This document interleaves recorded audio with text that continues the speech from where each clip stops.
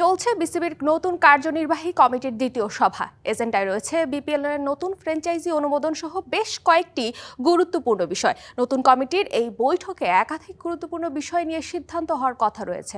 সভার প্রধান আলোচ্য বিষয়গুলোর মধ্যে আসন্ন বিপিএল এর সুনির্দিষ্ট তারিখ ও আয়োজন পদ্ধতি ঠিক করা, একই সঙ্গে গেল আসরের ফিক্সিং কাণ্ডে জমা পড়া তদন্ত প্রতিবেদন নিয়েও আলোচনা হওয়ার কথা রয়েছে। এছাড়াও নারী বিশ্বকাপ দলের পারফরমেন্স মূল্যায়ন এবং পুরুষ ক্রিকেট দলের সাম্প্রতিক পারফরমেন্স পর্যালোচনা করা হবে। বিসিবিতে চলছে নতুন কার্যনির্বাহী কমিটির দ্বিতীয় সভা। সেখানে আছেন সহকর্মী মোহাম্মদ নাজিম। সরাসরি চলে যাচ্ছি তার কাছে। নাজিম, আজকে সভায় কি কি বিষয় নিয়ে সিদ্ধান্ত আসতে পারে আমাদেরকে বিস্তারিত জানাবেন। সভা চলছে এখনো পর্যন্ত, যে আপনার 4টার দিকে শুরু হয়েছে এবং পাশাপাশি এখনো পর্যন্ত চলছে।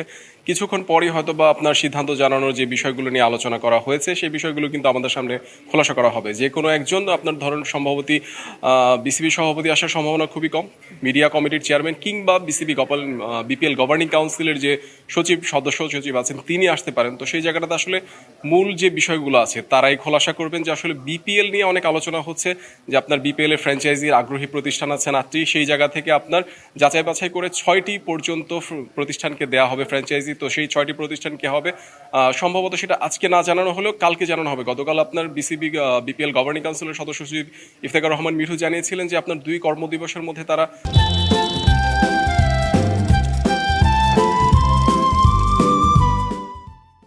এটা চূড়ান্ত করবেন। এবং পাশাপাশি আরও বেশ কয়েকটি বিষয় আলোচনা হয়েছে, যে বিপিএলটা আপনার কবে নাগাদ শুরু করা হবে। সম্ভাব্য একটা সময় নির্ধারণ করা হয়েছে 18 ডিসেম্বর, এবং সেই কাজ অনুযায়ী সেই তারিখ অনুযায়ী কিন্তু এখনো পর্যন্ত সবকিছু তারা গোছানোর চেষ্টা করছে।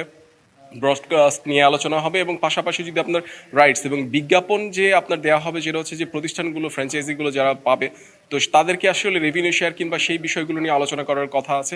পাশাপাশি যদি আরও বেশ কিছু আপনার জাতীয় দলের ক্রিকেটারদের পারফরমেন্স নিয়ে, যেমনটা আপনিও বলছিলেন, যেটা হচ্ছে যে আপনার এশিয়া কাপ গেল, পাশাপাশি আফগানিস্তান সিরিজ এবং ঘরের মাঠে যখন আপনার আরেকটা সিরিজ হয়ে গেছে, তো সেই সিরিজগুলো নিয়ে আসলে আলোচনা করা হবে। এবং নারী বিশ্বকাপে তো সেই জায়গায় বাংলাদেশের কতটুকু পারফরমেন্স করলো, বাংলাদেশ কতটুকু অগ্রগতি হলো, সেই বিষয় নিয়ে কিন্তু আলোচনা করা হবে। এবং পাশাপাশি সেটা নিয়ে পরবর্তী করণীয় সম্পর্কে নির্ধারণ দেওয়া হবে।